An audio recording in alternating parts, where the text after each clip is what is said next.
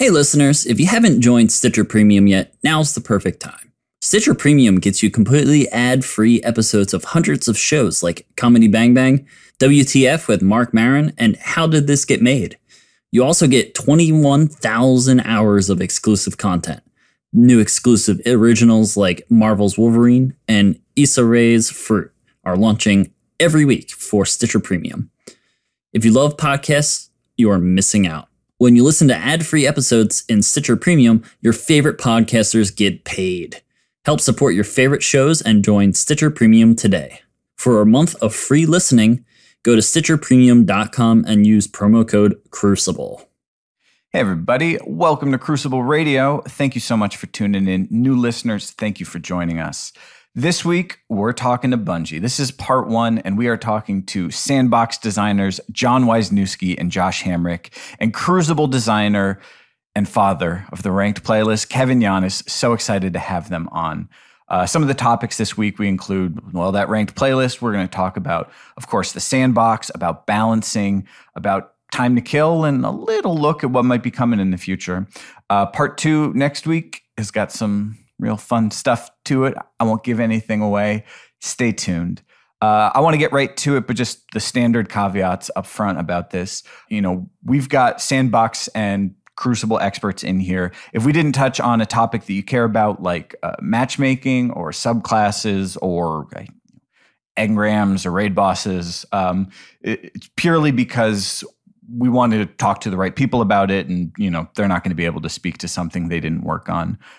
Check out some of our previous interviews where we talked to some folks who do work on that stuff, or if there's someone you'd like to hear or a topic you'd like to hear we didn't cover, send us an email, crucibleradio@gmail.com.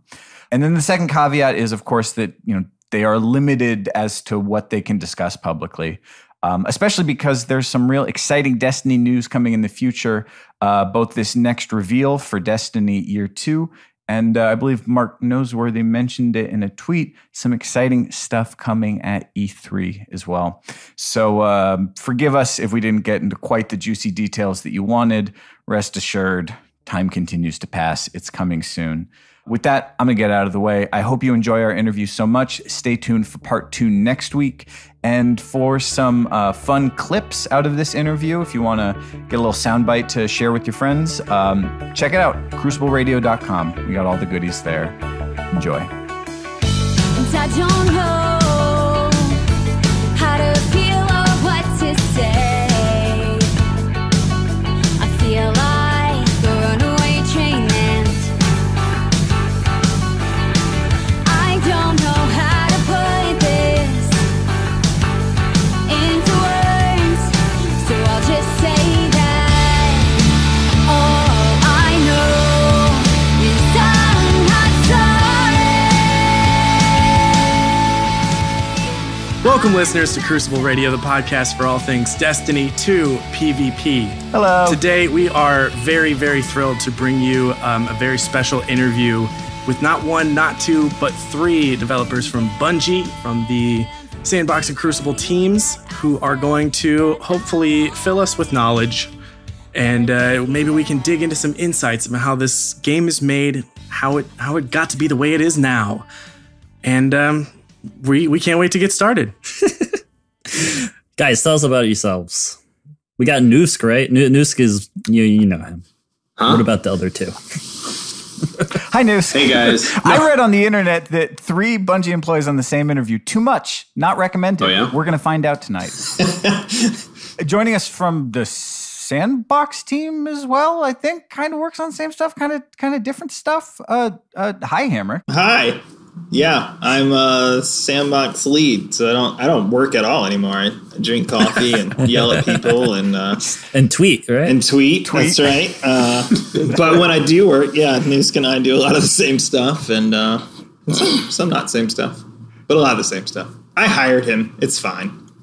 And Hammer's my boss, so I'm just going to compliment him all night. Exactly. And a new face to the podcast. One that maybe even some of our listeners are not as familiar with, because you go by many names. On Twitter, we all call you Tocom. We all call him Kanye. Don't you dare. We're calling Kanye. Don't you dare. We're calling Kanye. No. It's the truth. No. Hi, Kevin Giannis. Hello. Hi, guys. Yes, I'm Kevin Giannis. I'm from the Crucible team, and I go online by Tocom or Tocom11. And Kanye internally. Ow.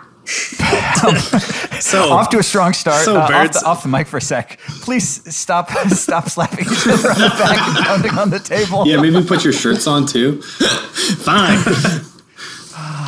Why is that off mic, by the way? Fucking Andrew, leave it in. This is what we're doing. face of the podcast, huh, Birds? New face on the podcast. Nice. It's okay. It's not the weirdest thing someone said about me. It's 8 o'clock, 11 p.m. Central, Eastern. So, all right, Bones, kick us off. Okay, look, we are a few weeks into Warmind. Destiny 2 is on everyone's mind again. What was the energy like leading up to release, and what is it like now, about almost a month deep in its latest expansion? Ranks they were coming in pretty hot at the end. Like by the time we were like wrapping up Warmind and it was about to come out, we were just kind of looking around and we're like, did we do it? I think we did it. I think it's cool. And now after the fact, I think it's cool. I'm pretty excited. I love retweeting Claymore tweets. Those are my favorite right now. Claymore tweets are hot right now. They are hot right now. From the Sandbot side, I think like we were looking at the stuff. So yeah, this is our first big partnership with BV, with Vicarious Visions, and that team over there. And so we were watching the stuff that they were building and working with those guys and gals over there to put the game together, and like from the Sandbot's point of view. But from our side, especially, we were looking at the exotic balance pass that John was working his ass off on. And just every day watching playtests get better and better with more giggling and screaming and just all the stuff that happens when things are going right. And so it was fun watching that come together and feeling like, hey, this is going to be cool. There's some pretty incredible stuff that I think people are going to be legitimately surprised about. And so at least before it went out, we were pretty happy with it. How do you feel now that it's shipped, John? I feel really good. Yeah, I mean, to speak honestly, like I wasn't sure how that stuff was going to land when we were working on it, leading into Warmind. There was a period, it was a while ago, where I was relatively confident, just based on experience and working on other patches and updates, about what I thought would go over well and what wouldn't. And then, I think a lot of the team was pretty excited and confident in Destiny 2, and well, it didn't go over too good. And so, yeah, I mean, like part of me was like pretty confident that the exotic weapon stuff was going to go over well. And then part of me was like really like, man, maybe I don't know what to make for this game anymore. Like, we'll see what happens here. I was pretty confident that I was doing stuff that was going to make those weapons really fun and punchy, and that they were going to make players happy. But at the same time, like, I was just waiting for it to blow up in our face, right? Like there'd be some other like unforeseen problem or some other thing that we weren't quite hitting, or like maybe some feedback that was like buried under other feedback that we weren't kind of getting to the root of. So yeah, and there was definitely some anxiety and sort of some nervousness on my end. And I think now that it's come out, I think it's been pretty positive. So I feel good, feel better. So did you guys build in any like fail safes to kind of fall back on just in case? Because I know that like you said, it seemed like a little anxiety riddled of an update, hoping that it went well, but yeah, no, we didn't. Not this time. It was definitely it wasn't a Hail Mary, but it was definitely there was no plan B. Yeah, it was. We would just circle back around. Yeah, it was just like, okay, I'll try again, I guess. But, yeah. Funny enough, actually, a chicken switched the shit out of ranks. In case something blew up, I had all sorts of levers I could hit. So nice. Well, so I mean, we're playing these exotics. I mean, and like, I don't want to speak for everyone, but I'd say for the most part, like, they're pretty well received, right? Like, they feel powerful, but there's nothing that's just like totally out of whack. But I mean, I wonder, like, a lot of these guns, they've been around since vanilla, and I have to assume that at the time when you released them, I mean, you must have felt like these are powerful, they're well balanced. And I can understand like playing it a little bit safe because you don't want to like make another Thorn or something that, you have to nerf and it's just going to totally dominate. But in dealing with these exotics, do you feel like you're fixing mistakes that you made in the first go round? Or is it like, has your overall philosophy on them changed and it's just a different take on them? Like, what was the change there? I don't want to say fixing a mistake, but we were definitely trying to, I think the first thing you said is absolutely true, right? Like there were some exotics in Destiny 1 that were really, really difficult to find a balance for the lifetime of the game. We learned a lot from those, and yeah, those are dangerous waters, because at the end of the day, the goal is to make players feel like they have options, right? Not create a dominant play style or a dominant loadout or anything there that is just going to be the only answer to every situation. Yeah. So that was very real. Yeah. So for those who are confused about what my job is, one of my early jobs in the Destiny universe was building the weapon system and a bunch of the exotics, and then I hired John onto my team, and John and I closed all the exotics for D1 day one, and then John would go on to do basically all the exotics from that point forward for the most part. And just watching what we learned in D1 was like we didn't leave. We wanted exotics to be special and super special case, but not to stand out above everything else because we wanted it to be more balanced. And then what we did was we shipped a bunch of stuff that was our mindset, and the truth is they were better than a lot of other things, but they played well in that regard. They like a lot of those weapons that did that thing have a legacy to them. They're legendary in the best sense of the word, and so people still talk about them and ask about them and want those things back. And so we made D2. I think we pushed harder in the other direction. We pushed harder towards like, no, what do these things actually look like if they're truly special case and they're interesting, but they're not allowed to dominate and destroy. And that did a couple of things. One is that, we pushed Crucible in a different direction that Kevin can speak to, or harder in a direction, I guess. And we wanted our weapons and things to blend into that new style we built in the Crucible. But additionally, Destiny 2 was built to be, I've said this before, is built to be a healthier game, I will call it, than Destiny 1 was. And so, we were all people who we would work on Destiny all day long, and then we would go home and we would play Destiny for hours every single night. And that was awesome, except that, we were all like, is this good? Is this what it's fun and we enjoy the game, but my God, I can't play other things. Like, I don't remember what my wife looks like. Like, there were real concerns, that came out of that. Oh no. And so with D2, I think everybody wanted to build a game that was quality and was good and people enjoyed and people could love as much as they loved Destiny 1, but we tried to do it in a way and arguably failed to do it in a way, but wanted to do it in a way that felt healthier, that felt like, it's okay to spend Wednesday nights with your family, right? Like, that's all right. And it's okay to play like Madden on Thursday nights if that's what you're into. Come and see us a couple times a week and you'll have fun and Destiny will be awesome, but like, you don't have to give us your life anymore. And that changed the way we thought about a lot of things, including the way we gave out stuff and how frequently, how easy it was to attain things. And that does a lot of things. That like changes like your relationship with the thing, right? Because if you don't have to work for it, you honestly just don't care about it. Like, that's just the way our brains work. Mm-hmm.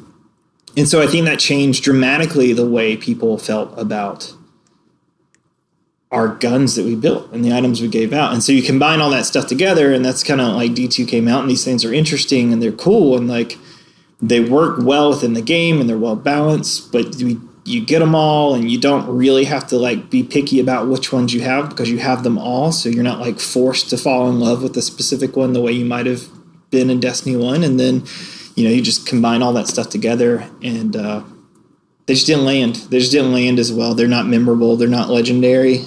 They were not legendary in the way the Destiny 1 exotics were. And I think in this patch, there was nothing we could do about some of those things. We couldn't do anything about the fact that everybody had them. But we did two interesting things that helped on all fronts. One is that, like, John made them freaking incredible. They're awesome. Like, all the ones that he touched are just... I like, right now, I swear to God, I struggle. Like, I make time for all of my favorite exotics basically every time I play in the Crucible. I'm like, Fighting Lion, I'm going to give you 3 games, and you got to know that I love you. But I am going to need to go and see Graviton Lance after this, okay? And I just need you to know that. And so, like, I cycle through them because I'm super stoked to use them. The second thing that I think Investment just knocked it out of the park with, like, we worked with them to build the Masterwork stuff for the exotic weapons, and John worked on what they did, and Investment built how you got them. And I think that that brought a lot of them. And I still get tweets every day. Hey, I still haven't gotten a catalyst, you asshole, right? Like, why not? And part of me is filled with joy because I know that I've been told by those who visited us at the summit that anger is good anger. And I need to lean into that. That's the healthy anger. That's the healthy anger. And so it makes me happy. And so that combination of Masterworks are hard to come by, and when you do acquire them and you do them, like, we brought some of the like spending time with the weapon back.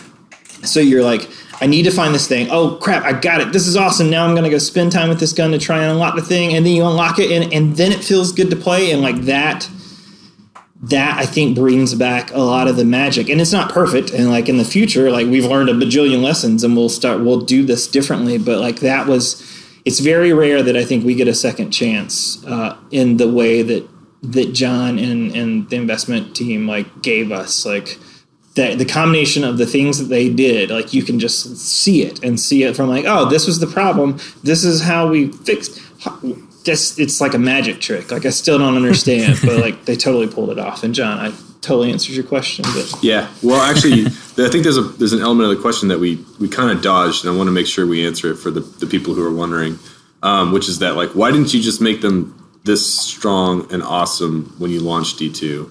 And so I guess, like, part of what we didn't say, which I think we should say right now, is that one, like, going back to lessons that we learned from D1. So one of the lessons we learned from D1 that was player facing that we already talked about was that, like, yeah, some of these weapons were really hard to balance, like Icebreaker, Last Word, Thorn, like a bunch of these weapons that have legacy also broke the game in, for some people, interesting ways, and for some people, really awful ways. Another lesson we learned from Destiny 1 is not player facing. It was how we interface with design teams internally at the studio. Yep. How do we respond to feedback from each other as peers? How do we work together in a more collaborative spirit where, one team is not bringing something to the table that trivializes another team's work or makes that other team have to work harder to realize their experience. So that was something that we had an opportunity to make better for Destiny 2 that became like an initiative across the company. Like the cheesy Silicon Valley term we use internally is like building alignment between teams, right? But like basically it comes down to creative collaboration, right? Like we just want to make sure we're a healthier studio that can collaborate with each other. And it's like in a vacuum, that may sound like, yeah, duh, you're a game studio, of course. But like Bungie's a huge studio now, and we're a big studio, and we're full of people who are really good at their job, and they're good at their job because they're smart and they know how to do it well. And when people have different ideas about an experience or believe in different paths to get to an experience, it can be pretty stressful and difficult and like really hard to sort of like get to that point where you're collaborating in a healthy way. And so that was the reason that a lot of, not just the weapons, but just a lot of the player power moments in Destiny were a little bit more muted than they were in Destiny 1, was because we were really trying to work together with our studio. So like, Kevin and Lars on the PvP team, they had a vision for how PvP was going to play. The raid team has a vision for how the raid's going to play. The strikes team and the campaign team, they all have a vision for how everything's going to play. And, teams like Sandbox and Investment have to service all those teams and try and create like a healthy set of content that's going to work with everything. So that's the long way of saying it. And I guess the short way of saying it is like yeah, the raid team doesn't want players to be equipped with a bunch of weapons that's just going to like make players blow through the raid in half an hour. You know, it's an experience that they've like worked together to build that's supposed to last hours and like take a long time to figure out. In Destiny 1, they built beautiful sandcastles and we built monstrous waves. Yeah. It's just like... Yeah. Icebreaker. Yeah. And so that was sort of like, that's not a thing that players understand or feel when they play the game, but that was sort of the spirit of some of the design decisions behind a lot of those player atoms. And end of the day, like I'm not saying that to throw the rest of the team under the bus or like point fingers, because at the end of the day, it was the Sandbox team that built those things and made those decisions, and obviously.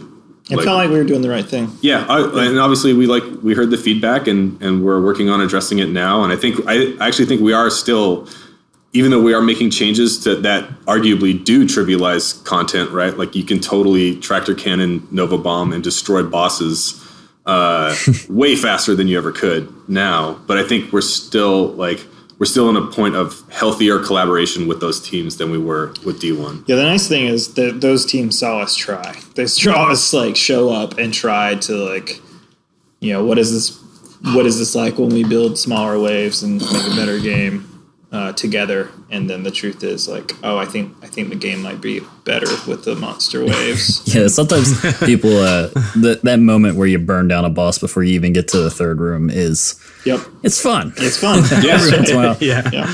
It can be fun. Especially on the 10th time you're playing the thing, right? Because like Destiny is about a game is a game about playing stuff over and over again, right? And Destiny players are players who like to optimize.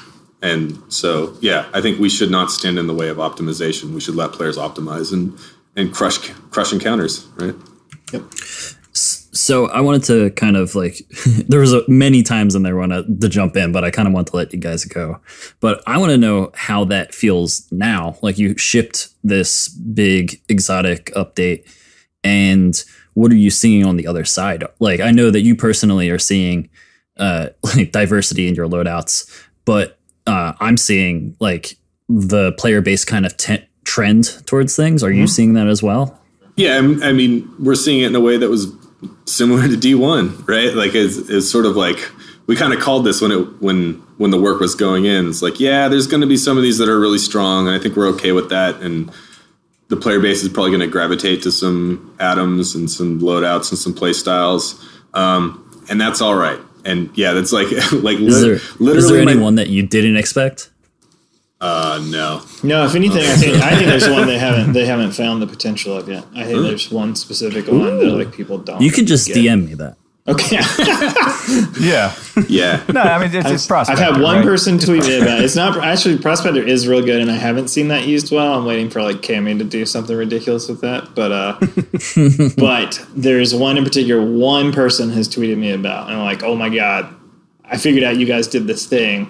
This is awesome. And I was like, yeah, man.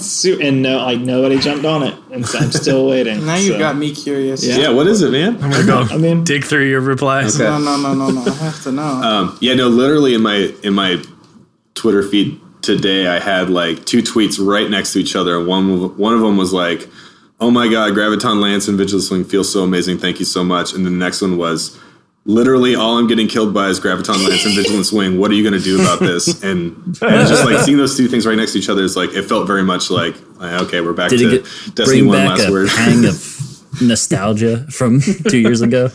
Oh, yeah, it kind of does. Right. It kind of does. Well, we have a lot of topics to discuss, but while we're still on one thing you guys mentioned, I wanted to ask Noosk or anyone else that you might fill us in had an impact on this decision. Bringing D1 exotics to D2, I think that's like, you actually posted a poll on Twitter about this. Like, do you like it? Do you not? I personally love seeing like which kind of classics return. How does that decision get made? What do you weigh in? Or do you think like, ooh, does this fit great for D2 or do we change it for D2? How the decision gets made is a really unsexy answer and we just shouldn't go there. But yes, like dartboard. Yeah, we do get to weigh in on that, and I think the interesting thing is like, do they change coming to Destiny 2? And the answer is absolutely.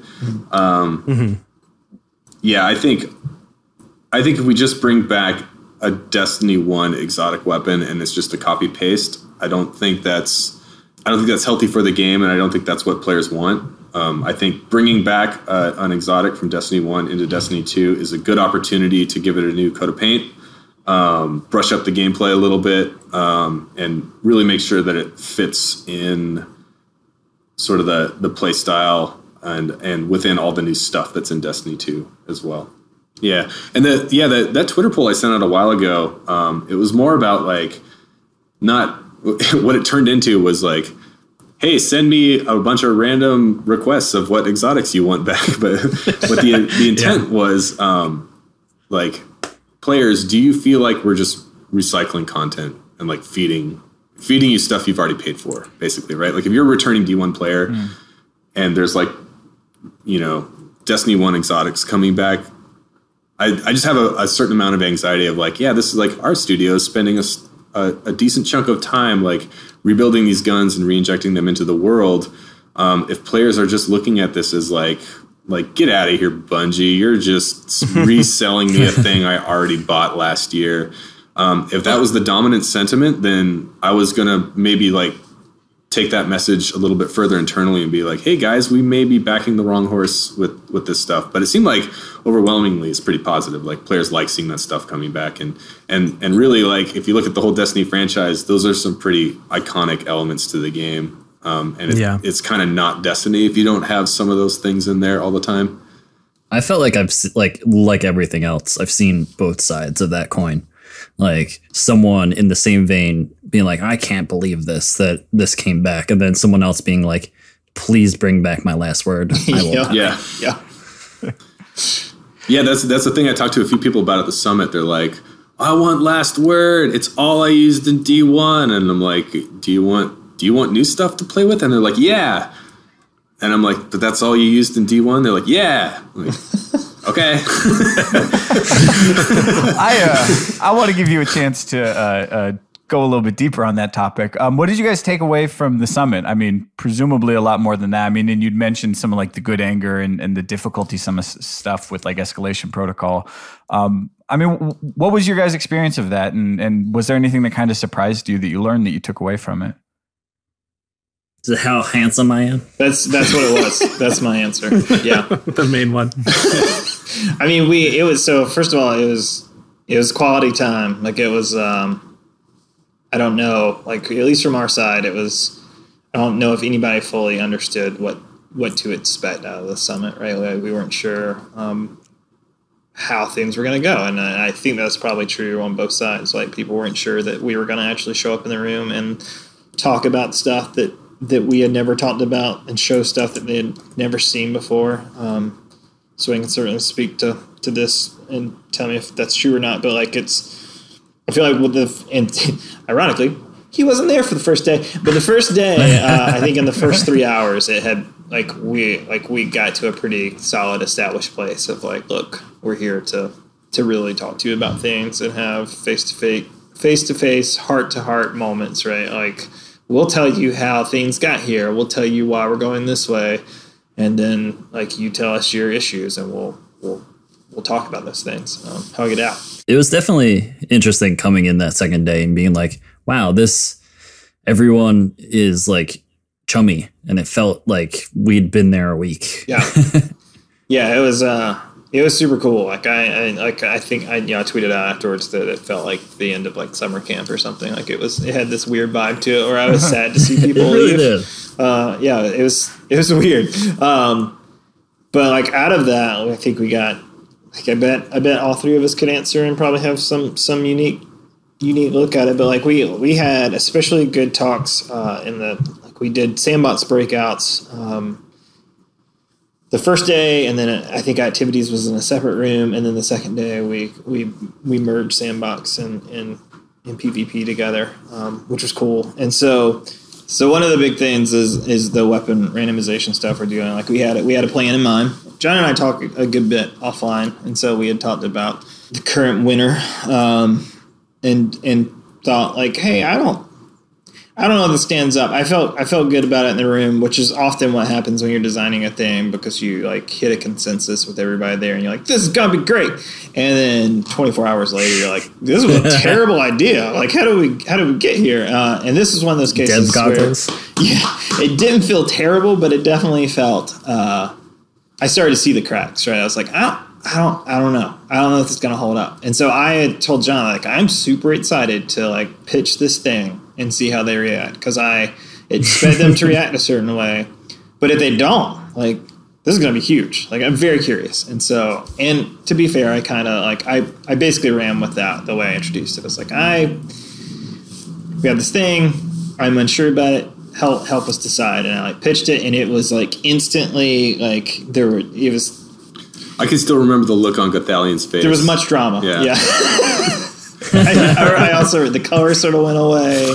He sort of gagged. I heard about the reaction the next day. It was not good. And so it was a stronger bad reaction than the bad reaction that I expected. So it was in fact super helpful. And so then we started asking questions around like why that was. And John and I finally got to, I think, also kind of release some years of stress and say, like, look, this is why random rolls in D1 was an issue for us. Like, let us walk you through what it feels like to be on this side dealing with some of these things, like having to balance it, which means like in certain cases, like one of your guns is OP and one of your guns is not. And one of your guns is OP because the stats plus one of the perks makes it ridiculous. And one of your guns is just fine, even though it has the same perk.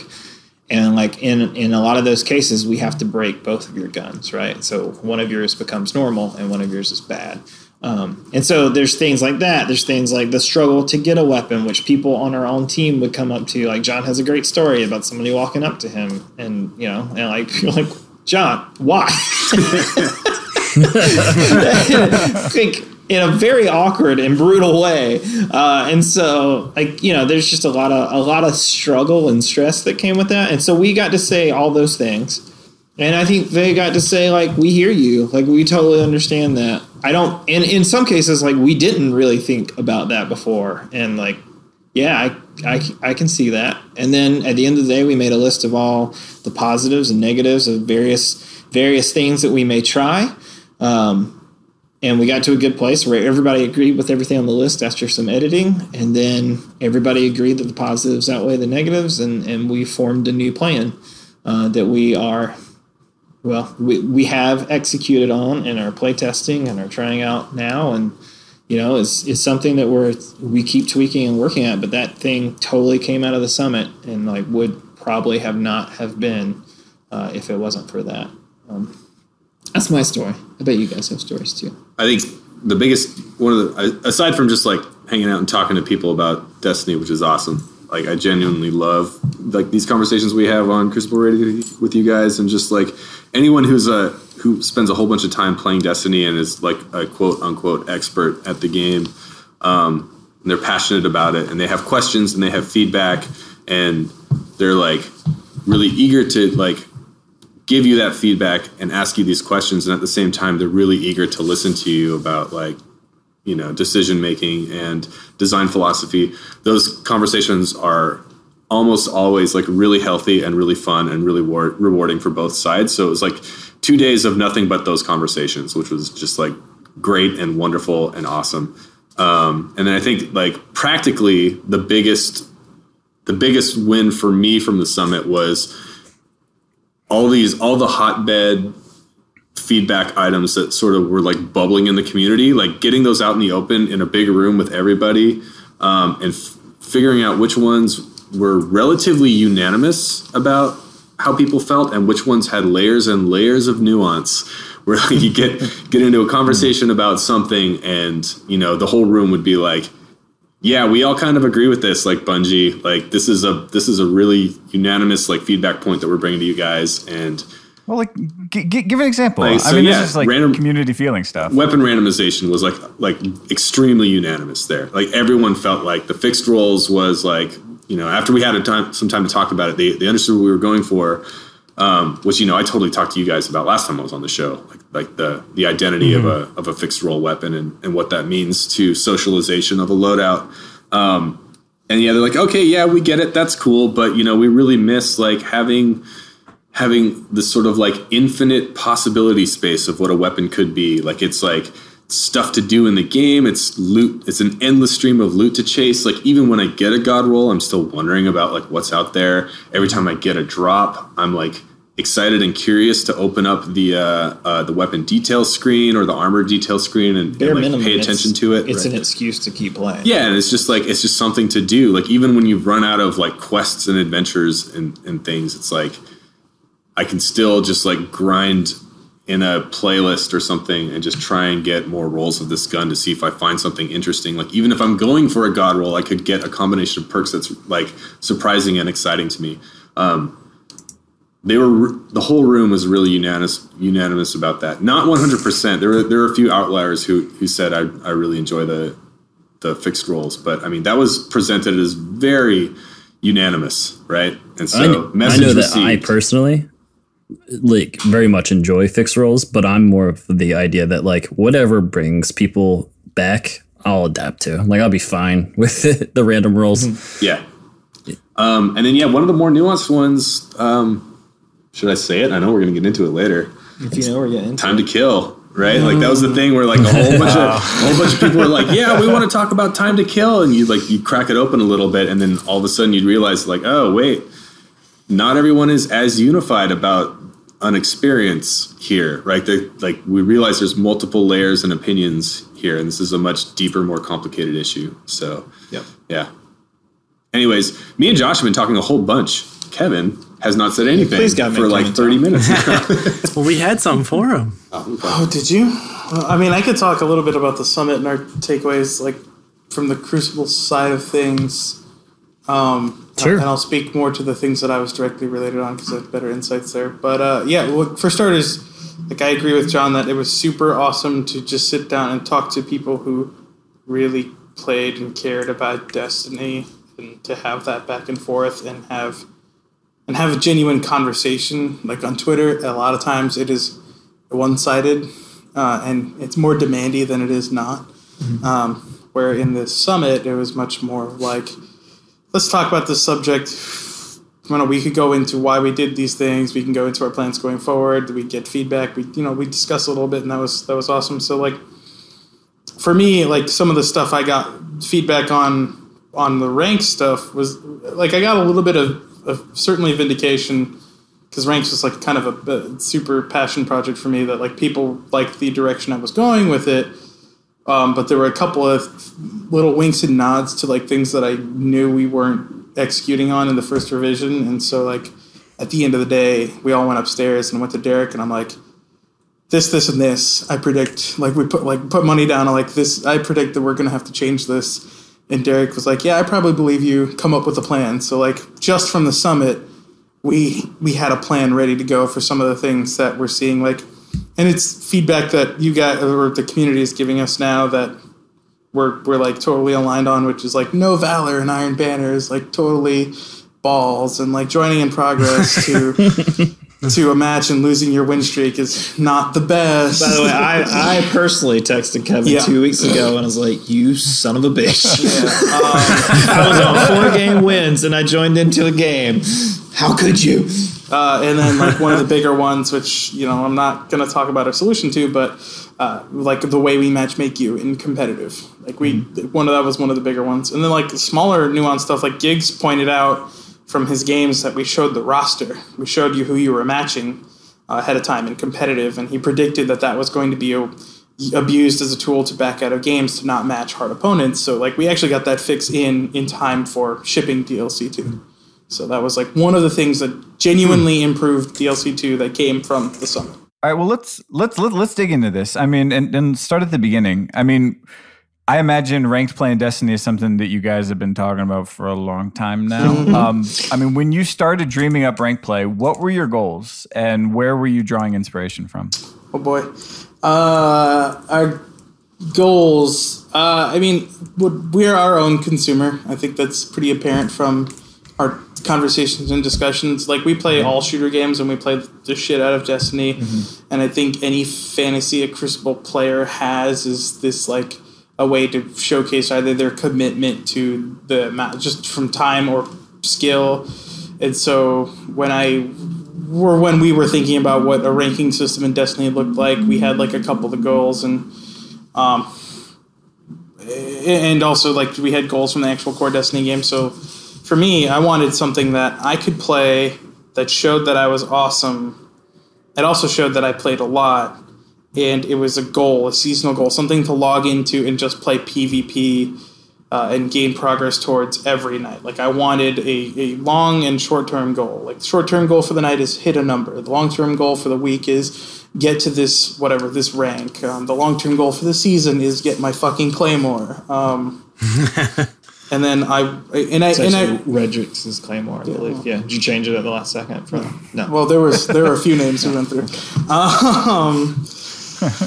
And on the I think it was pretty apparent from like just feedback we had gotten on other like ideas of a ranking system in the past that there needed to be something for players who didn't want they didn't want to sweat, they didn't want to like worry about winning, they just wanted to grind something out. And so that's where the idea of Valor came in. And like Valor initially was not something we decided we wanted prestige or the resetting on. Like that was something that just kind of came from us like playing other games, and we're like, it's really fucking cool, like when you get to reset it and do it again and we can show your number. So yeah, on the goal side, like we wanted something that showcased time and showcased skill, and then we went from there, figured out what was cool and what was hard.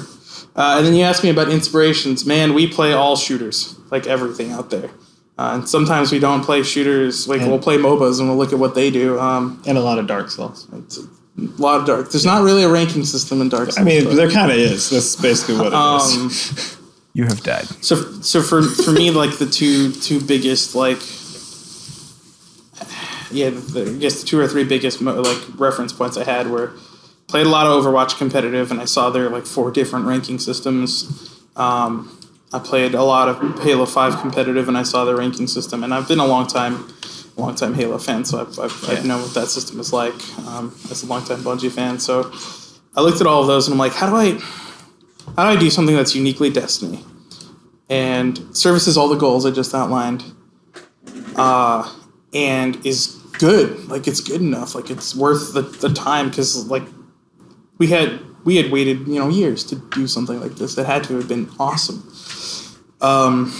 And so we came up with the idea of a grind rank for competitive, something that you could play and see a bar move up that wasn't fixed to your skill, because fixed skill systems, they figure you out within like 10 games, and then there's not a whole lot of movement. And I think that was, for me, that's like one of the most depressing parts of Overwatch, is when you get into a game and you work really hard to win and you get 2 points, and it's because you were supposed to win, and it's because it figured out your skill. And like within the first 10 games of the season, you could be done. I didn't love that. Like the thing that's fun about Destiny is logging in every night and making progress towards a thing. And then I had this crazy idea to like we should get like a gun. And I worked with Grant Mackay and Victor Anderson. Those guys, like we talked about the goals, and those guys came up with something that was fucking awesome, and is way better than I thought it would ever be. And then like that was kind of the catalyst that started fitting everything together. Because once Claymore came online, then people started to believe in the dream of like what the system could look like, and then we started talking about what shacks could look like if we tied everything to ranks. And from there, it started to all like it was. I wouldn't say like it was all planned. There was definitely parts that were like happy accident and I think all of that was like a catalyst that came from the Sandbox team's help. Like if we did not have Claymore, I don't think the push would have been there from the reward side to change everything. So, and that's kind of linking back to what John was saying about playing better playing with the teams more closely, and like in D1. I'm not sure that would have happened the way it did. Well, hope you're enjoying the interview so far, but we got to pause for just one sec to give a shout out to our sponsor this week, Casper. Casper is a sleep brand that continues to revolutionize its line of products to create an exceptionally comfortable sleep experience one night at a time. They got 3 different models: the original Casper, the Wave, the Essential. Casper mattresses are perfectly designed to soothe and cradle your natural geometry. Not to mention, the breathable design helps you sleep cool and regulates your body temperature throughout the night. And it's delivered right to your door in a small, how do they do that size box with free shipping and returns in the US and Canada. But the best part is that you can be sure of your purchase with Casper's 100-night risk-free sleep on it trial. After all, you spend 1/3 of your life sleeping, so you should be comfortable. And let me tell you, I live in Los Angeles. It's getting hot here now. It's summer now. And I still sleep like a baby. That Casper mattress stays so cool. The entire mattress is like that other side of the pillow. Living the dream. So, hey, you can get $50 towards select mattresses by visiting casper.com/crucible and using code crucible at checkout. That's casper.com/crucible. Offer code crucible for $50 off your mattress purchase. Terms and conditions apply. Well, you mentioned stuff like Claymore, and then maybe on the opposite side, like joining and losing progress on a win streak. What kind of things were you concerned about, or are you maybe concerned about now, about just sort of getting people into the idea of going into comp rather than maybe hesitant if they don't have their full stacked maximum tryhard team? Is there anything that is coming up right now? I mean, we've gotten a ton of that feedback, but I'm going to give you the honest perspective, and this is as someone who played a lot of FPSs and definitely played a lot of Halos, and I've seen the feedback online about fire team versus solo matching, and I've even seen people disparage people who like go in stacked, and like it's ranked play. Like this is the win matters. Like it does not matter to me if you decide to not run stacked. I'm running stacked. I'm running with my full team because I want to win. Because that's the point of this. The point of this is to win, and that like I will do what it takes. Like I mean we're trying to take efforts to make solo play fair and better. That was part of the FTMM stuff that went online a couple of weeks back. But yeah, if you want to ensure your best chance of doing awesome and winning, which is the goal of that mode, you have to come in with the full fire team. And if you're not interested in doing that, if you're not a player who wants that, then that's why we offer the Valor rank. That's why we offer the rewards on the Valor rank. Like there is something for you to chase on a seasonal cadence.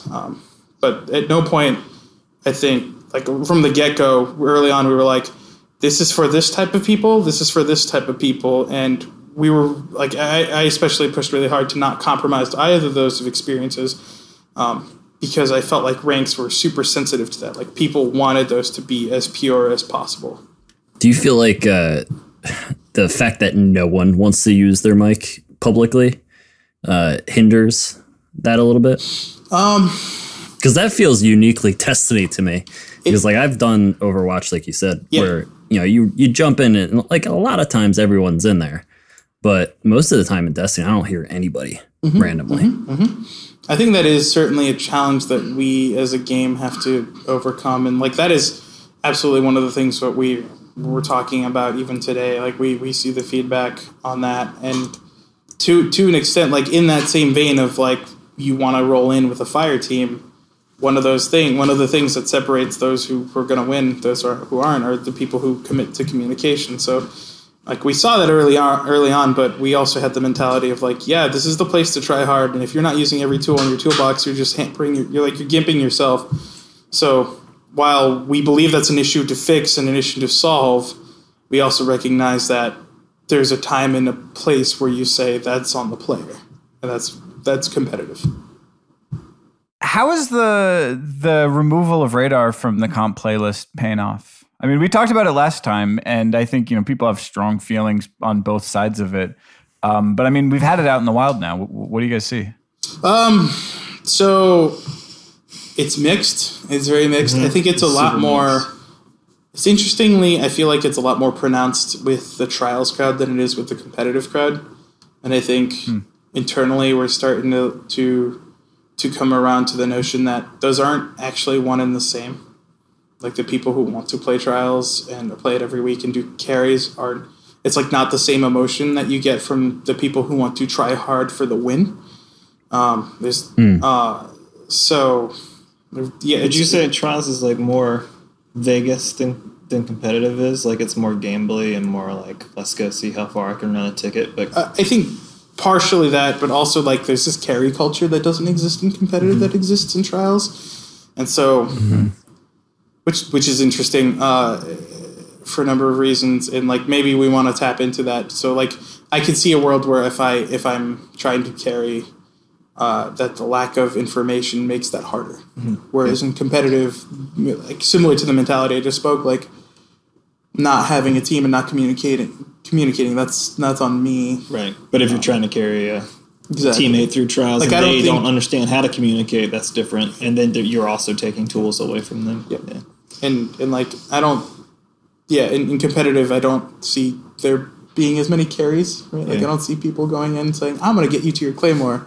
Like that's totally not the emotion. So it's definitely polarizing. Like I wouldn't say it's a sure hit or a sure failure either way. I think there are people who believe very strongly that no radar is fucking awesome, and then there are people who believe it is the worst thing to have ever happened.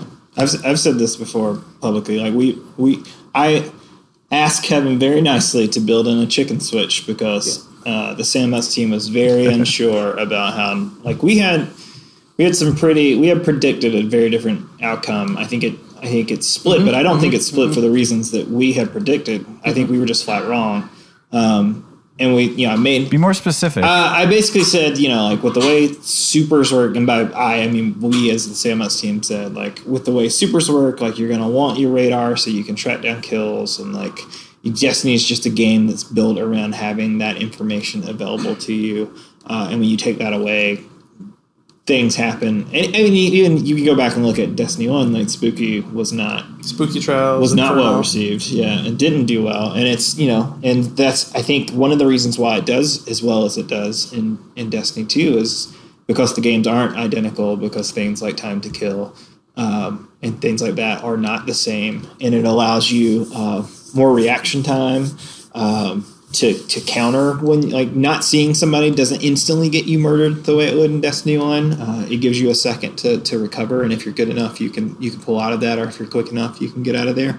I was just going to ask if you guys have played with different, like, distances on the radar. Do you mess around with the radar instead? So before we even Yeah. shipped Destiny 2, we tried like 6 different versions of the radar, because like this conversation had come up even during development where It was a hot item. yeah, it was a very hot item. The Crucible team We were not aligned. No. The Crucible team pretty firmly believed that like no radar was the way. And so we tried a bunch of different revisions before we landed on the version we landed on for ship.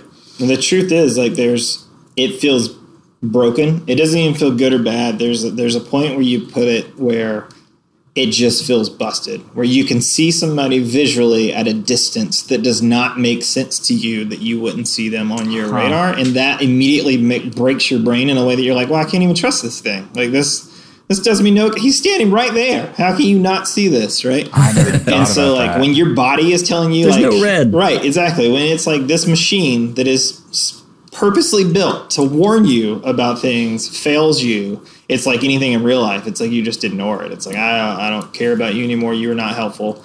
And so it feels like a bug. And so we basically found a distance that we felt comfortable with where we didn't get that feeling, and that's the distance we set. And so, yes, we have played with that a lot and determined that that is not a great way to go.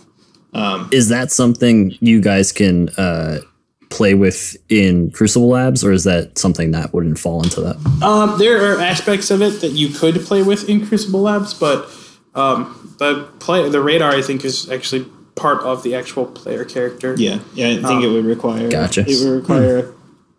I think a Some full hard- Because the patch. difference yeah, is some hardcore like with changes. hunters and titans, like, and all that. I mean, some of that, but some of it's Like just the where character, that we would have to patch the actual character itself, which is would not be is not something that we can hotfix or do on the fly server side. So it would have to be like an update. And then right now, and this is what I Yeah, we were joking before the show. Like I was trying to get a tweet out. Like the thing that I said, saw some of it. Yeah, is basically like there are two things working against Sandbox using Crucible Labs to maximum potential. One is time. Like we're just crushed right now working on other major things, and so we don't have time to do that stuff at the moment. But when we get time, we would love to take advantage. But the second thing is, I say tech, and I can explain that better. But is the idea that like there are things that we can't change in a vacuum. We can't change and only affect Crucible Labs. Like we can cheat for some of that stuff. We can have Kevin write us scripts that runs in the activity itself that says, like do this thing only in this activity, and like we can basically prototype and test ideas that way, but they would not be the real changes. So they're not actually like we tested this and now we can ship it.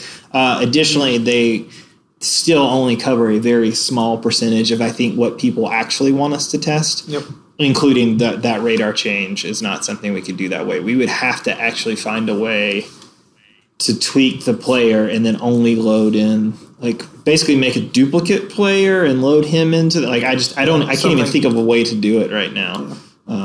So yeah, there's a lot of things that Crucible Labs does not help with Sandbox, but gives PvP crazy potential to like update rules and try new maps and try new modes and Yeah, like it's like doing what you describe here is more than just a couple of switches that are flipped. It is intrinsic to just how the engine consumes some of those things. Yep. So, but yeah, like Labs wasn't really intended to be any sort of like PTR thing. Labs was intended to, like some of the feedback we heard, especially from the summit, was like, hey, we want to be able to play game modes before they're like set in stone and out the door. And for us, especially trying to pivot to a seasonal ranked model, it's like in our interest to have some sort of preview venue so that players can get their hands on the rules, and like we can put out the best version of it. Is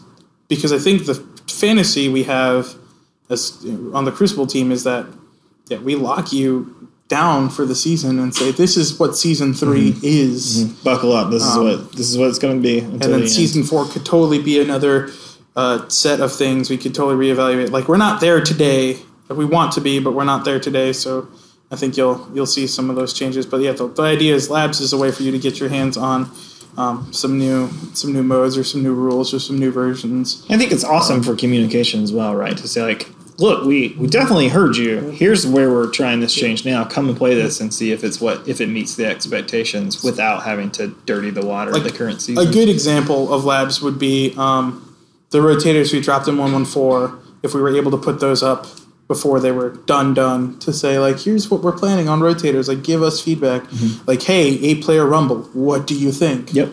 We don't like it. We want 6-player Rumble. Exactly. Good to know. I liked it. Bring back 8.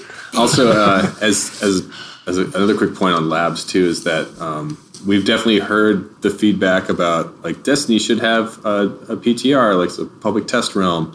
I think in a large part we all agree with that, and I just want to really stress this because I don't think I've seen any official communication about it. I really want to stress that like Crucible Labs is not our solution for that, right? Like we realize that this is not the ideal public test realm for something like a sweeping sandbox change or like brand new game content or something to get in front of players and get feedback on it in time to make a change. Like we are aware of that. The whole studio is aware of that. The initiatives for some sort of PRT are high priority for people who aren't me.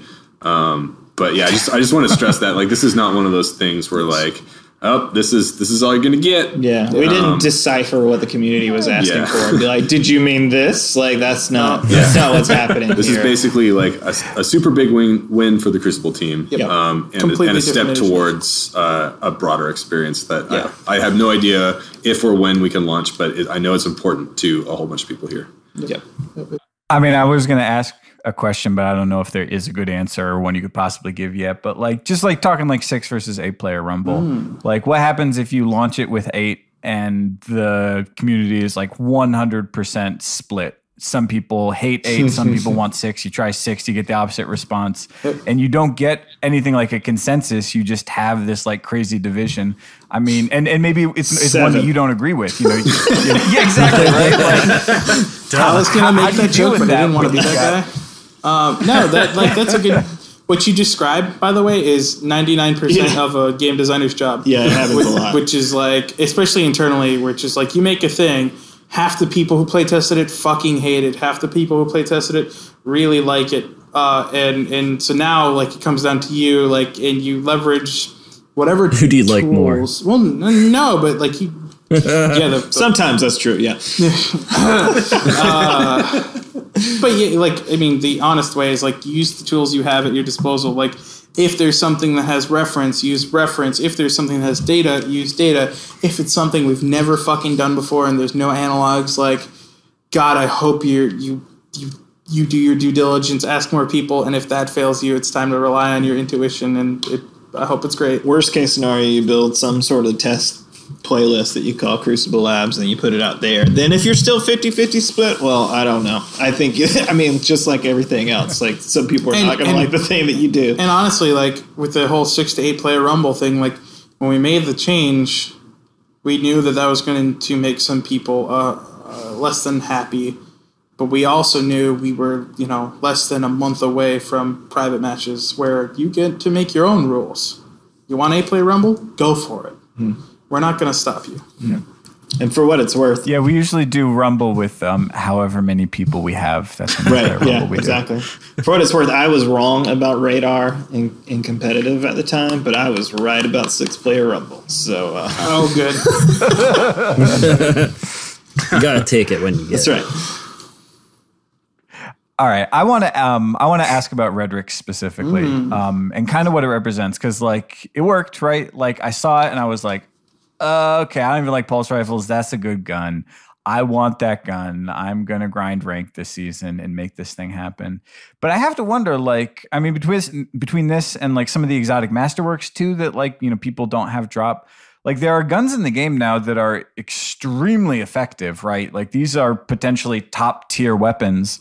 And they're kind of not available to most players, honestly. Like most players won't get Redrix, but they'll still want to play Crucible, and they're going up against very good players who have Redrix. I mean, in D1 we got a lot of that because people get the God roll and go off with it. But in D2, I mean, this is kind of a interesting return. Like, how are you guys thinking about keeping the Crucible a level playing field while at the same time adding in really good stuff that only a small chunk of players are going to get?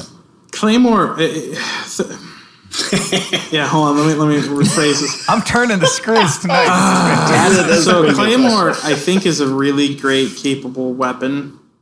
And I think if you've seen any of the reviews, and this is totally in line with all the feedback we got at the summit, it is not the end-all, be-all answer for every situation. It has a big gate on how you spin it up and you activate it, and I think that in itself was something that Victor and Grant were leveraging as a way to keep it in line. Like, yeah, it's the playmaker. Yeah, it could totally fucking wipe a team, but you need to activate it, and that's not as easy as it seems. And you're going, especially in the ecosystem of 1-2-0, you're going against things like Vigilance Wing and Graviton and that other one that nobody's figured out yet. Potentially a 2-tap Sturm. Ooh, what a great DM. Yeah. 2-tap Sturm, a fighting line, which soon. Once that masterwork comes out. Once the masterwork comes out, it's beefy. Holy beefy. I'm excited. I mean, I think we are backing away from, like, that's one of the things, right? Is like when we shipped D2, we tried, and I've said this before. I think I said it in the summit for sure, and I say it internally a lot, but like one way or another, regardless of how you feel about D2 and a D2 launch, I think, and I can say this because I did very little, so this is mostly just me being happy for my team, is that I think we did a thing that is real hard to do. It's near impossible to do. It's a thing we did not pull off in Destiny 1 and got maybe as close as anyone's ever gotten in D2, where we made loot game, and then made a PvP component that was pretty damn balanced, like shockingly so, right? Like pretty flat. Yeah, honestly, I don't think you guys get enough credit, like flat or like no standouts, whatever. Like, there's been no point. We talk about this stuff every week. There's been no point where we could ever say there's only one loadout that makes sense. I mean, there have been metas that have come and gone, but like you can still kind of play every gun, and that is, I don't know, that's really cool. And thank you again. I was surprised. I will say thank you for the team. John should say thank you for himself because he was a big part of that. But that is something that I think is, I think when you stop and you think about it and you think about games you've played, like that is a damn miracle is what it is. And so that's part time to break it, right? Yeah, exactly. Yeah. And so we did that thing. We executed in a way that I think we were all genuinely surprised at where we landed, and we put it out there. And for better or for worse, we were compared to what came before, which you're going to be, and I think people just had an expectation for the level of spice that Destiny could and would bring, and balance was not, I don't think, is exactly what people are looking for when they come to Destiny. They want to get big toys and play with them. I don't know, like whatever.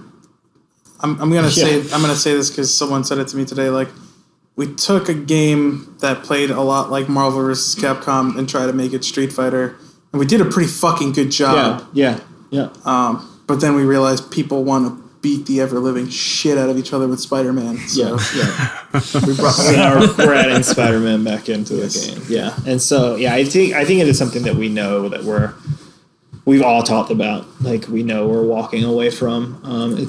We've generally come to peace with it for the most part, and we're proud of it. Like, I think we'll all look back on it and be super proud of what that time was. Yeah, we all went out to ice cream and gave each other gold stars and go back to work. I wasn't a part of any ice cream. No, you were not invited to the ice cream show. But now we're going. I think now we're trying to deliver the thing that people expect Destiny to be, and we're just leaning hard into doing that thing. And so I think we're still going to try and just like we did in Destiny 1, we're still going to try and keep it as balanced as fair as possible. But your loadout should probably contain an exotic, right? Like if you're not running an exotic now in Destiny 2, you're probably doing it wrong. And so, and after today, if you're not running an exotic and exotic armor, you're probably doing it wrong, right? And so we're gonna keep. Yeah, and I think the trend is with the spiky stuff too is as far as the competitive arena is concerned, like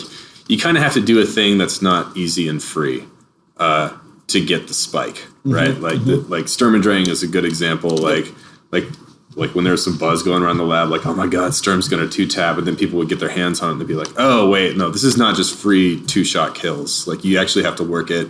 You have to think about a strategy. You have to execute on that strategy well and then not get killed and follow through. I think Claymore is a good example of that too, right? Like everyone sees the highlight reels of somebody wiping out a whole team doing nothing but just spamming the trigger, but like there's a lead up to it. There's like a window of time where you have to capitalize on the opportunity, and then you must follow through. Like, you must execute once you have that window. And like Fighting Lion's another example of that.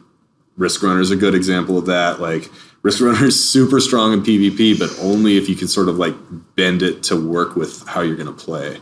And that's a trend that I feel good about. Yeah. I feel like, honestly, I feel better about that than just like cranking up TTK on everything. But obviously, we'll just see how that goes. Like, that's still an open issue. We're still working on that. So. And like, actually, a good example of what John's talking about was when we released the Borealis clip. Yeah. And everyone was like, what the fuck? What are you doing?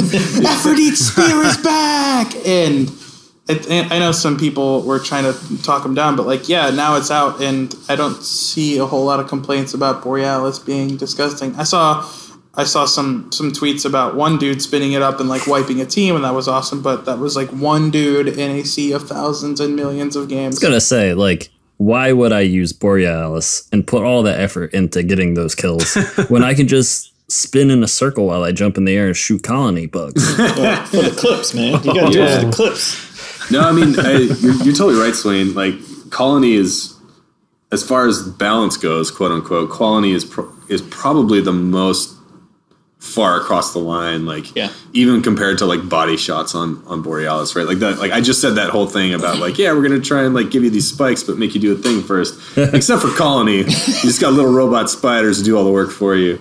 I mean, you have to get ammo. So what you're saying is I need to get my helicopter Colony kill clip before you take me away. I mean, yeah, I don't know. We'll see. I mean, like really, like honestly, we're kind of like an open book right now as far as balancing goes and like tuning in the future. You know, we've like I don't think I ever said this publicly, but internally I've been saying for a while that like this release is going to be really interesting to see how we go forward with competitive, because we have a release that both at the same time introduced a whole bunch of lethality spikes in the weapons and on the player, and then also introduced, you know, ranked play where losing matters way more than it did before.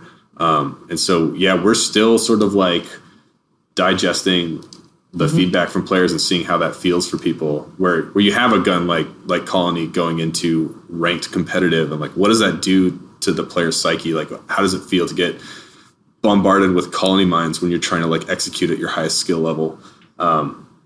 Yeah, I mean, we're totally open book like right now. Like, do players just want powerful toys that are just awesome and fun to use? Or is the feedback trend going to start going towards like, okay, players really, really care about their rank and about competitive play. Like, should we pull back on some of these things? Yeah, still waiting to see how that goes. I think one of the things you'll see from us right now, I think you can already see, is like we're a lot quicker to buff stuff than we are to nerf stuff by far, right? Like I think the day is going to come. We're gonna have to bring what? The great nerfing. Yeah, the nerfing probably will arise in the future at some point. But I think we're gonna. It wouldn't be like D1 if you guys did. That's right. I think we're gonna at least sit on it long enough where people feel like it's the right thing to do, or we feel like people believe it's the right thing to do, and that like we can. Until that day, we're going to be much faster on like, hey man, this thing's just not getting played. Let's make it sweet. That's a decision I think we can all rally around pretty fast. And the other one is one that we're trying to give space to make sure we're making the right decisions on. Unless if it becomes super toxic or anything like that, or the meta just devolves into something super gross, like we'll react real fast. But again, that like the lens, like the lens, yeah. But again, that may be an example. So we have that new trick where we can cut stuff off now. So if it's broken, we can say stop, right? We can just disable it until we have hey, time. cut it out. Yeah, but we will only. We don't want to do that. Like I've said before, like our goal is not to take toys away. Like our goal is to not ever say like you're not allowed to play with your favorite thing tonight because of this thing that's happening. But if we have to, we do have that trick available to us. But I still think, in a world where the meta becomes toxic, I think we would take a step back and say why, and what's the thing that's making it toxic, and then do we have room to raise stuff up around that? Is that thing that's toxic actually pretty damn cool, and we want to keep it alive, and it's valuable to us, and so we should balance around that thing, or is it broken? And if it's broken, should we bring it down? Like if Colony was still destroying worlds right now, it's something I think we would look at. But it's still real good. But I think a lot of people are having a real hard time convincing themselves to run Colony when they could run Vigilance Wing or Graviton or Crimson. I feel like that. You need the Red Ricks to use the Colony. Right, exactly. And we're just not at a place where the market is not particularly saturated with Claymores at the moment, and so we're not seeing. We're not seeing the Colony there that I think that is desperate for the nerfing. Also, if you're Claymore and Colony, you're missing out on one of the best combos in the game, which in my opinion is Claymore and Fighting Lion. Well, Fighting Lion plus any amazing. Especially once you get the Masterwork. Yeah. Yep. Okay, so I have to just poke a little bit. We would be remiss not to, but a lot of talk about we would be. You're not fooling anybody. We'd be remiss. It's an adjective. You guys about to talk about Time to Kill? I do want to talk about Time to Kill a little bit more because we've mentioned the power spikes. Yeah. And I feel that's been one of the more exciting parts about the recent changes. Just dropping in something like Graviton and having huge explosions is cool. And I think people think it's cool. But regardless, there are still tons of conversations about just basic, flat, general concepts like time to kill, like hand cannons, 3-tapping, like how much damage does a grenade do? How many grenades do we get? So how is there a way to address both? Does it sort of have to wait? What are the thoughts on something like, we got these crazy exotics, but what about all my legendary guns? How do those feel good too? Is that possible? Can I just want to take a little poke at this. So this is something we actually talked about at the summit, and there's something that Hamrick said that I want to echo here, which I think is super awesome about Time to Kill, where Destiny 1 exotics didn't have a home to live in, and so they were always pushing the envelope into territories that made us, and I think players, uncomfortable as well. Like, there was pretty consistent feedback, and so now with 1.2.0 and even a little bit with 1.1.4 with Vigilance Wing, like there is this Goldilocks zone of Time to Kill where we can start to push these exotics out to make them special and actually occupy a defined space of what's cool, and it doesn't push the game to worlds where we're uncomfortable, clearly. Yeah, I think we can attack this on a couple of fronts. One is, and I said this at the summit, and I believe I said this online before, like we're not outright against decreasing time to kill at all. And in fact, it is something that comes up near daily with the team. And so one of the big things that I will say is, which I think won't be a surprise to a lot of people, but may still kind of be a surprise, is that it's not free for us to do. It is a pretty damn expensive change. Like it is a rebalancing of probably the entire sandbox. And so I say probably because we're literally like playing with stuff. No, I mean anything that causes damage needs to be looked at again, both from players and combatants. Like, anything that causes damage or takes damage. That's not just sandbox. Like every activity has to be changed. The raid bosses have to be changed. Like, what does PvP today? Like the thing changes you were saying, like the number of kills it takes to win a game, like changes. Score to win changes. changes. Like how long it takes to capture a zone, like especially with lethality, that's much higher. Like that has to be shortened. What's your respawn time if you're dying faster? Yep. If we have modes like survival and countdown, how long does the bomb last now that combat resolves faster? How many lives do we give you? Yep. Like it is like a big stack or like array of dominoes that, let's say the decision to change time to kill is flicking one over. Yep. Like that changes everything. And we have to run the entire stack of dominoes before we get it out the door. But that I hope puts it in perspective of like the size of the task that is required to do the thing. And but I will say making the change. And that's just making the change, right? And then you have to test it exactly.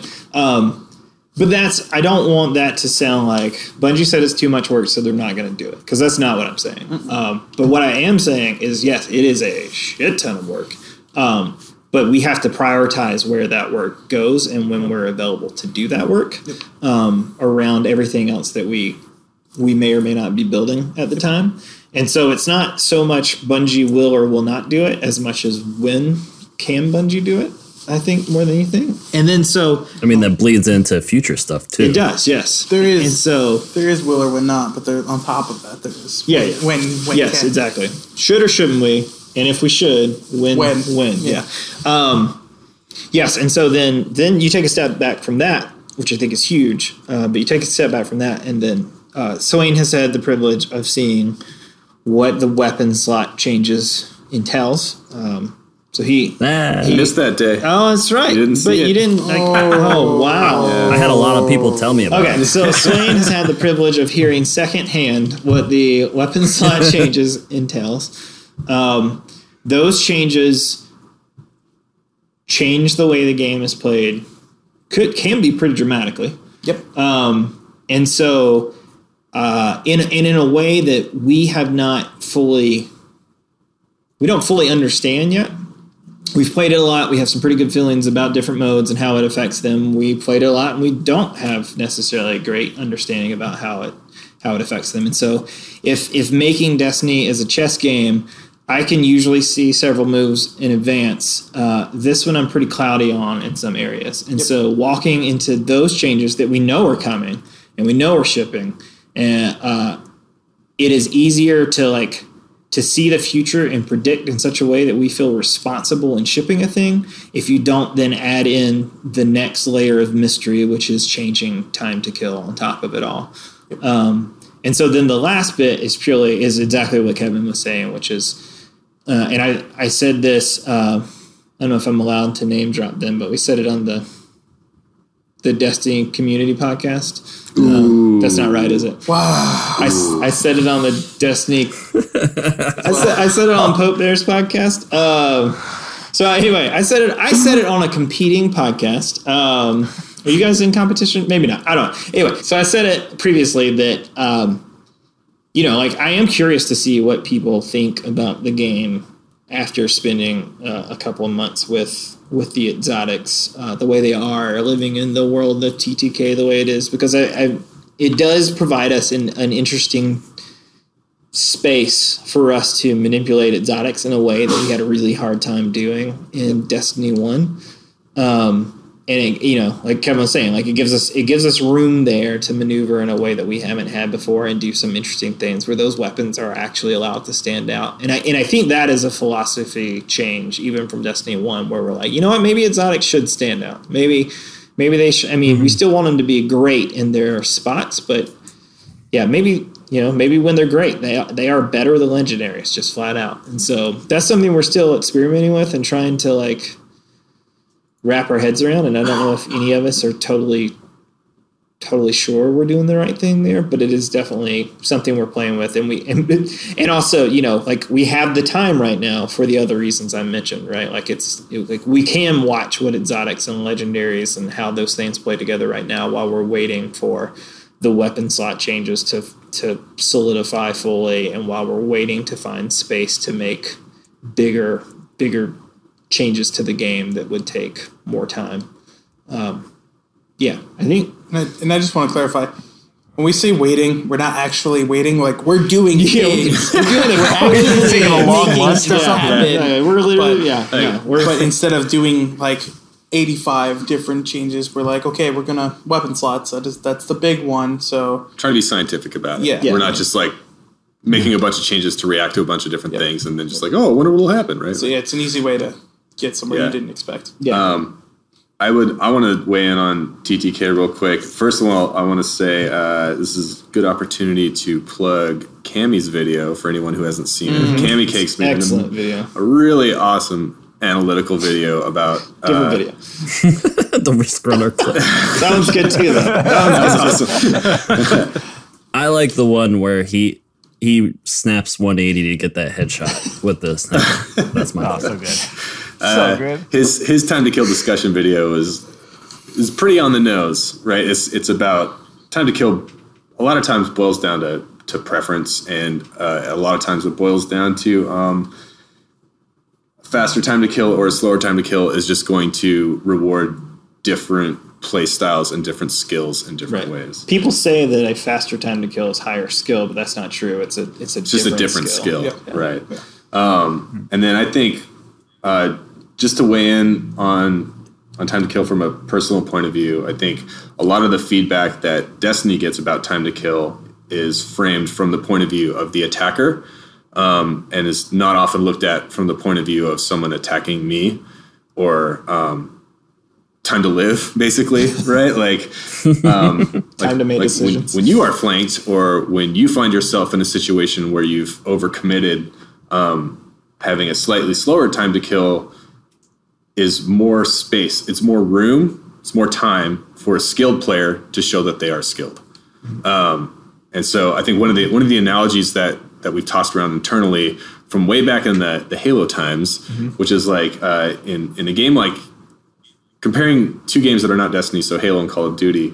In Call of Duty, a scrub can come around a corner, see someone that has a higher skill, unload on them, and win that fight. Yeah, they're dead. In Halo, a scrub can come around a corner, find someone who is facing higher away skilled, from them, come up behind them, open fire, and then the high skilled player will turn around, jump in the air, bounce a grenade off the ground, grenade will plop that player off the ground. They'll headshot them as they're in the air, and then they'll land and immediately go into teabag crouch over them and walk away like nothing happened, right? So like having more space allows for more opportunities of skill to happen. And I'm not saying that in defense of a slower time to kill. I'm just saying that as that's sort of like, it's a different way of looking at the TTK discussion of like, there's more time in the day for you to exercise moments of skill. That's all it is. And like I've seen that trend like start to propagate more with 114 and 120. Like I've seen way more expressions of individual skill, especially around experimenting with things from people like Destiny Fun Police, Candy Cakes. There's a guy, I think his name is Bakken Gangsta. I'm not sure. He likes to break our game a lot. He likes to break our game. He really likes to break our game a lot. But I've watched a ton of his videos, and like I've seen people start to escape the mentality of like tunnel in on one person and just gun them down. They're starting to think about leveraging all aspects, and like there's one thing that like longer time to kills leverage more so than the shorter ones, and that's like teamwork.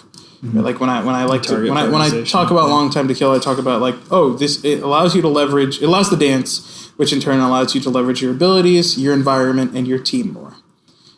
There are situations in Destiny 1 where I would call something out and I would know that I'm going to die just by the virtue of the way the time to kill worked, and that call out was strictly going to be informative on position. There was no way to turn that fight. And in D2, I have more of an opportunity to say, hey, there's this guy Mohawk right now on Bannerfall, and I can stall that fight for a little bit. I can use that to possibly even win that fight. Even win that fight, depending on whether or not they chase me and all that. And it comes down to more than just like gunning someone down and having that firefight. So like I understand that there's a feeling of individuality and individual prowess with a shorter time to kill that is certainly somewhat diminished with a longer one. But I think in a game where we deliberately said we were a team-based game, we played to that strength of leveraging your team for better or for worse. Yep. And again, all of this is not to say whether we should or should not change time to kill in Destiny 2. Yeah, right? These are observations. I can hear the collective disapproving head shakes of many Crucible Radio listeners out there right now. So we hear you. We're aware. It's being talked about literally every day. Daily, absolutely. And just know that everybody here wants to make the best Destiny possible, and so like we're trying desperately to find the sweet spot to figure out where the game needs to be. But it's something we think very hard about. If you're listening and you're ready to reply to the YouTube comments, like this is insight. This is like our observations. This isn't like commitments or it's not us like standing and planting a flag. This is just like, here's what we observed on the subject of time to kill. Whatever. I'll tell you right now, like we're already like we're experimenting with stuff. Like we're absolutely like trying things and looking at it. Like we're finally getting our heads above water enough to say like, what if we did this? What does that look like? Yeah, right? Greg checked in a thing today, which makes all the guns one hit kill instantly. That's right. Yep. And then there's a new exotic where if you just look at a player, they slowly wither to the ground. Some of that statement is true. So I'll let you determine which part is true. Greg made a check-in today. In general, he checked in something today. Yeah. All right. Well, so I had a specific question. I mean, I feel like one thing we've been seeing a lot more of recently, and maybe this is just like a stopgap kind of thing, but I mean, just like talking about that skill thing, right? Like core TTK, like when you first load into a match, it's like somewhere from like a second to like 1.2 seconds. Like it's kind of where it works out, most of the time.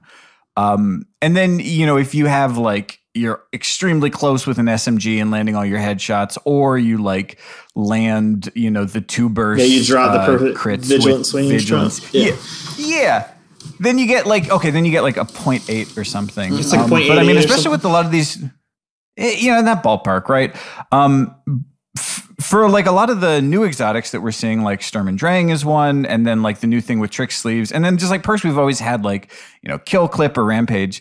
It's like there are ways to boost your damage output and to break that TTK, but they've got a skill barrier to them. Like you don't get them for free. You have to do a thing, and a lot of players will like use. You know, they'll use Antiope and they'll not use Kill Clip the whole match, and some players can just abuse it. I mean, is this a direction overall that you guys are trying to head? I mean, it seems like a lot of the exotics are kind of based around this. Is this something that you want more of in the game? Is this a stopgap until we can more fundamentally change TTK? Like, what is the role of that? And will we see more of this kind of stuff? I think it's a thing that works really well for the game that is Destiny 2 right now. And I'm not saying that in ignorance of the people who just want 3-tap hand cannons back and they want the Destiny 1 TTK meta back. I think it's a thing that works really well right now. But then to answer the question with our previous answer, like basically what Josh said is the ultimate decider here, right? Like we've got some pretty big moves in flight for the future, and they're significant enough that they're like they're in the game, they're not going away, and we need to make the best game around those systems. And it's basically like the weapon slot system, right? So I guess a more like It's kind of all of the above. on a sadder note, if you really like the way the game's playing now, enjoy it while it lasts. Yeah, I mean it's not wrong. Like we're gonna change it. Like it's gonna evolve pretty quick, pretty hard in the fairly near future. And so Yeah, so maybe for the players who want more of a change, I would say stay tuned. And for the players who are really happy right now, thank you. And also stay tuned. Stay tuned. Like it's the same team is building this stuff, and we have your experience in mind. We have your desires and your all play of style your in experiences mind. in mind. We're trying to collectively We're trying to make it as make good, it great for everybody. as good as it could possibly be. Yeah. All right, that's going to do it for this week's episode of Crucible Radio. Thank you for listening to part 1 of our interview with the Bungie guys. We will be back next week with part 2, which will include some more talk about this and that, some nonsense, a little bit about comp, a little bit about perks, archetypes, a whole bunch more. But thank you so much to all of you who sent us some questions to ask these guys. It really helped us shape the interview, specifically Special K Dude, Drewski, and there's a bunch of listeners who sent us questions. We may not have gotten to all of them this go around, but we're going to do our best to get them all answered eventually. As always, you can find us at crucibleradio.com for more great Crucible Radio content. Support us on Patreon, patreon.com/Crucible Radio. We have some extra episodes of just nonsense. We don't talk about Destiny on there. We do giveaways. We've got free stuff. We've got little behind the scenes clips from this interview and all of our interviews. So give us some support. We would very much appreciate it. And we will catch you next week. Bye, everyone.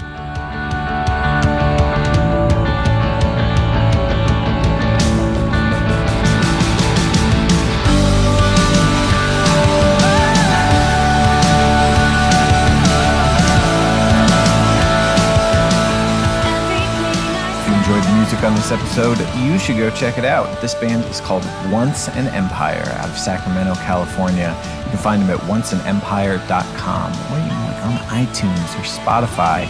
They're everywhere. Go find them. And hey, if you would like to hear your music featured on Crucible Radio, it all starts when you send us an email, crucibleradio@gmail.com.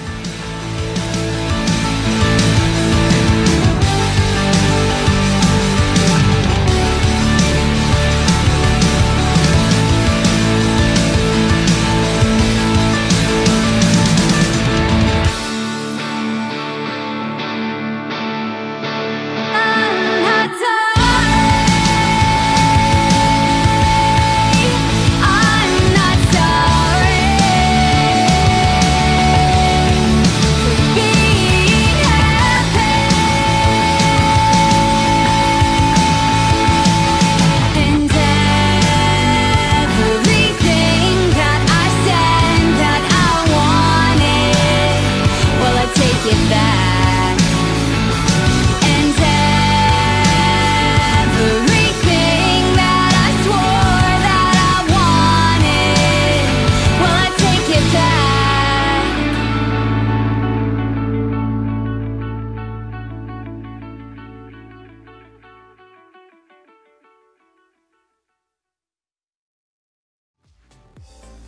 What's up, everyone? Bones here. Do you like podcasts? Do you like chill conversation? Well, me and my co-hosts Swain and Birds put out a bonus podcast every month on Patreon.